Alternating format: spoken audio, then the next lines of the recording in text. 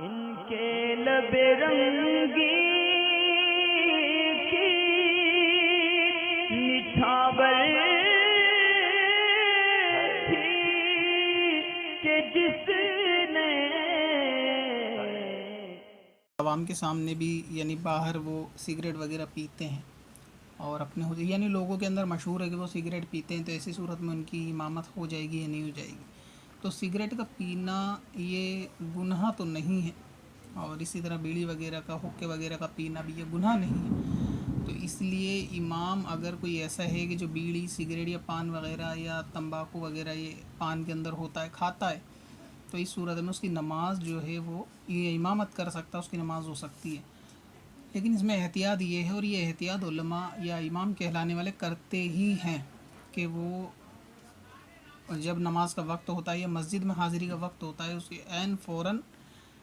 پہلے اس کے نہیں پیتے، شاید کہ جب ان کو فوراً مسجد میں جانا پڑے پہلے سے پیتے ہیں اس طریقے کا معاملہ کہ جب نماز کا وقت آس پاس نہیں ہوتا۔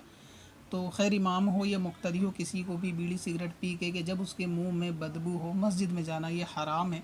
اور اس میں امام کی قید نہیں ہے کہ امام ہی کو حرام ہے، سب کو حرام ہے۔ تو لہٰذا نماز سے پہلے اگر کسی امام نے سگریٹ پی تو اس کو چاہیے، بلکہ اس پہ فرض ہے کہ منہ کو اچھی طرح صاف کرے، اس کے بعد ہی نماز پڑھے یا مسجد میں جائے یا سنتیں وغیرہ پڑھے،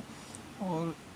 بدبو کے ساتھ نہ جائے۔ باقی امامت ہو سکتی ہے، امامت کے منصب سے سگریٹ پینے کی وجہ سے کسی امام کو ہٹایا نہیں جا سکتا۔ کسی کو محسوس ہوتا ہے کہ وہ سگریٹ پی کے ڈائریکٹ مسجد میں آتے اور منہ میں ان کے مہک رہتی ہے